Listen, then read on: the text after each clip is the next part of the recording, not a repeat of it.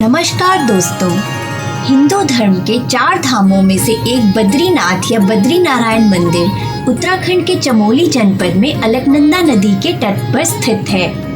प्रकृति की गोद में स्थित यह पवित्र स्थान भगवान विष्णु का मंदिर है। यहाँ भगवान विष्णु की मूर्ति विश्राम मुद्रा में है। माना जाता है कि केदारनाथ के दर्शन के बाद बद्रीनाथ में दर्शन करने वाले मनुष्य को सभी पापों से मुक्ति मिलती है। साथ ही विष्णु पुराण, स्कंद पुराण और महाभारत जैसे ग्रंथों में इस मंदिर का उल्लेख किया गया है। मान्यता है कि इस प्राचीन मंदिर का निर्माण 7वीं से 19वीं सदी में हुआ था। इस मंदिर के लिए कई कहावतें और उसकी उत्पत्ति की कहानियां भी प्रचलित हैं। हिंदू शास्त्रों के मुताबिक एक बार भगवान विष्णु काफी लंबे समय से शेषनाग की शैया पर विश्राम कर रहे थे। ऐसे में उधर से गुजरते हुए नारद जी ने उन्हें जगा दिया।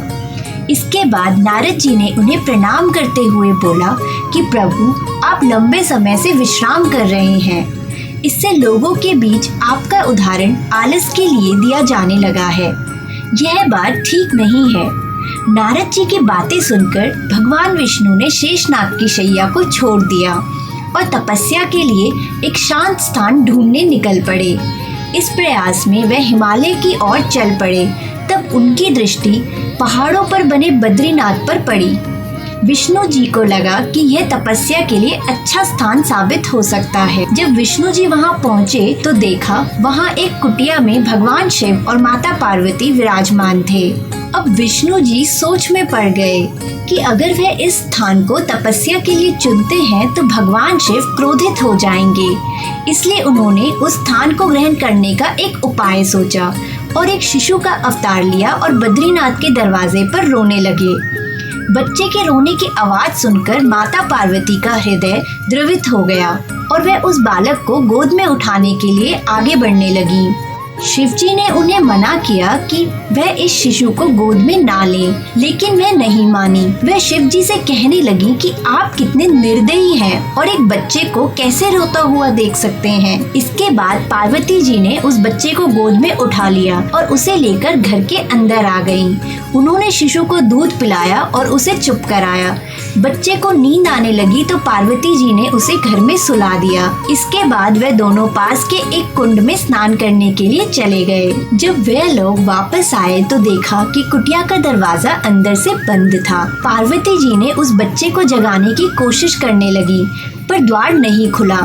तब शिवजी ने कहा कि अब उनके पास 2 ही विकल्प हैं, या तो यहाँ की हर चीज को जला दें या फिर कहीं और चले जाएं।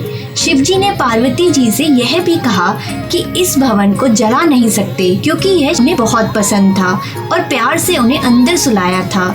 इसके बाद शिव और पार्वती उस स्थान से चल पड़े और केदारनाथ पहुँचे और वहाँ पर उन्होंने अपना स्थान बनाया, जबकि वह स्थान तब से बद्रीनाथ धाम के रूप विष्णु जी का स्थान बन गया। ऐसी मान्यता है कि भगवान बद्रीनाथ के दर्शन कर श्रद्धालु जो उनसे मांगते हैं वो इच्छा उनकी पूरी होती है। महादेव सबकी मनोकामना पूर्ण करते हैं। ऐसा भी माना जाता है कि जो पूर्ण जन्म में कोई पुण्य किए हैं वही भगवान के दर्शन कर पाता है। मंदिर के चारों तरफ पर्वत पूरी तरह से बर्फ से ढका रहता है जो मंदिर की शोभा को बढ़ाता है। मंदिर तक जाने का मार्ग बहुत ही दुर्गम है, फिर भी हजारों की संख्या में भक्त भगवान बद्रीनाथ के दर्शन के लिए आते हैं और बद्रीनाथ धाम को बद्री विशाल के नाम से भी जाना जाता है। हिंदुओं के 4 धाम तीर्थ स्थल के नाम है बद्रीनाथ, द्वारिका, जगन्नाथ और रामेश्वर। ये 4 प्रमुख धाम हैं। लेकिन जब व्यक्ति वृंदावन दर्शन करने जाता है तो उसे गंगोत्री, यमुनोत्री और केदारनाथ के दर्शन भी करने चाहिए। इन चारों को मिलाकर छोटा 4 धाम कहा जाता है। केदारनाथ को जहां भगवान शंकर का आराम करने का स्थान माना गया है, वहीं बद्रीनाथ को सृष्टि का 8वां बैकुंठ कहा गया है, जहां भगवान विष्णु 6 माह निद्रा में रहते हैं और 6 माह जागते हैं। यहाँ बद्रीनाथ की मूर्ति शालग्राम शिला से बनी हुई है, चतुर्भुज ध्यान मुद्रा में है। यहाँ पर नारायण विग्रह की पूजा की जाती है और अखंड दीप जलता है जो कि अचल ज्ञान ज्योति का प्रतीक है। बद्रीनाथ धाम का नाम इसलिए बद्रीनाथ है क्योंकि यहाँ प्रमुख मात्रा में पाई जाने वाली जंगली बैरी को बद्री कहते हैं। इसी कारण इस धाम का नाम बद्री पड़ा। यहाँ भगवान विष्णु का विशाल मंदिर है और संपूर्ण क्षेत्र प्राकृतिक की गोद में स्थित है। केदार घाटी में 2 पहाड़ हैं, नर और नारायण पर्वत। विष्णु के 24 अवतारों में से एक नर और नारायण तपोभूमि है। उनके तप से प्रसन्न होकर केदारनाथ में शिव प्रकट हुए। दूसरी ओर बद्रीनाथ धाम है जहां भगवान विष्णु विश्राम करते हैं। कहते हैं कि सतयुग में बद्रीनाथ धाम की स्थापना नारायण ने की थी। भगवान केदारेश्वर ज्योतिर्लिंग के दर्शन के बाद बद्री शिव भगवान का नारायण का दर्शन करने से मनुष्य के सारे पाप नष्ट हो जाते हैं और उसे जीवन मुक्ति भी प्राप्त हो जाती है। इसी आशय को शिव पुराण में कोटि को भी व्यक्त किया गया है। अणु के अनुसार भूकंप, जल, प्रलय और सूखे के बाद गंगा लुप्त हो जाएगी और इसी गंगा के कथा के साथ जुड़ी है बद्रीनाथ और केदारनाथ की रोचक कहानी।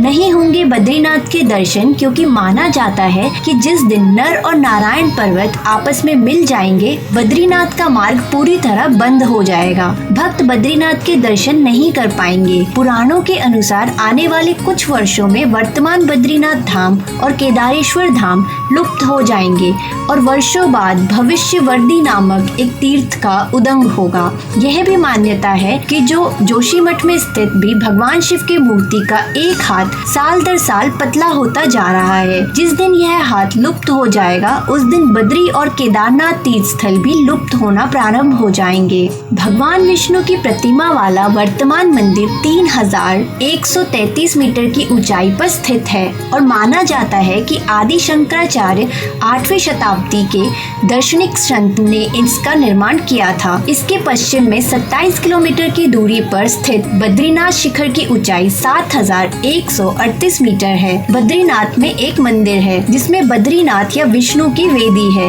यह 2000 से भी अधिक समय से एक तीर्थ स्थल रहा है। बद्रीनाथ के अन्य और कई प्राचीन स्थल हैं जैसे अलकनंदा के तट पर स्थित अद्भुत गर्म झरना जिसे तप्त कुंड कहा जाता है।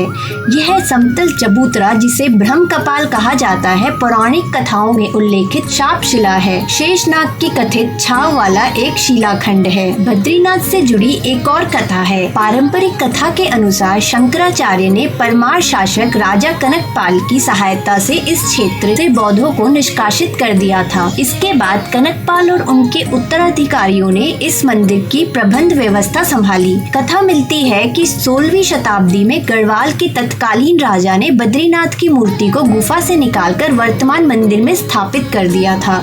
बाद में इंदौर की महारानी अहिल्याबाई ने यहाँ पर सोने का छत्र चढ़ाया। 20वीं सदी में जब गढ़वाल राज्य 2 भागों में बटा तब बद्रीनाथ मंदिर ब्रिटिश हुकूमत के अधीन हो गया। लेकिन राज्य बांटने के बाद भी मंदिर का प्रबंधन और प्रशासन गढ़वाल के राजा के पास ही रहा। बद्रीनाथ मंदिर के पट प्रतिकूल परिस्थितियों के कारण नवंबर से लेकर अप्रैल तक श्रद्धालुओं के लिए बंद रहते हैं।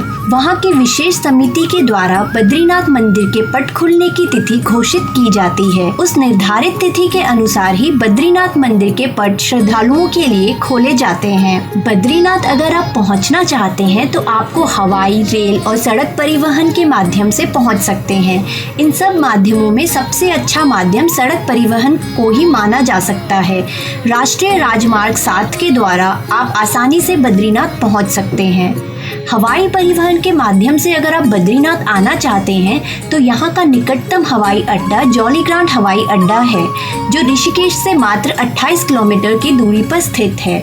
यहाँ से आपको बद्रीनाथ पहुँचने के लिए प्राइवेट कैब या बसें या नियमित अंतराल पर मिल जाती हैं। ट्रेन के द्वारा अगर आप बद्रीनाथ पहुँचना चाहते हैं तो सबसे निकटतम रेलवे स्टेशन हरिद्वार है जो कि देश के विभिन्न हिस्सों से अच्छे प्रकार से जुड़ा हुआ है। हरिद्वार से आकर आप सड़क परिवहन के माध्यम से बद्रीनाथ पहुंच सकते हैं। दोस्तों, बद्रीनाथ पहुंचने के लिए सड़क परिवहन सबसे अच्छा विकल्प माना जाता है। राष्ट्रीय राजमार्ग 7 के द्वारा आप दिल्ली, ऋषिकेश, हरिद्वार, हरियाणा और पंजाब प्रांत से आसानी से बद्रीनाथ पहुंच सकते हैं।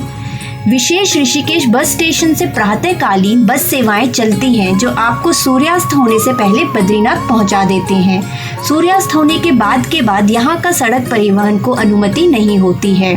तो दोस्तों, ये रही बद्रीनाथ के विषय में कुछ महत्वपूर्ण जानकारियाँ। हमें उम्मीद है कि आपको हमारा वीडियो पसंद आया होगा। अगर वीडियो पसंद आया है तो वीडियो को लाइक करें, शेयर करें और चैनल को सब्सक्राइब अभी कर दें।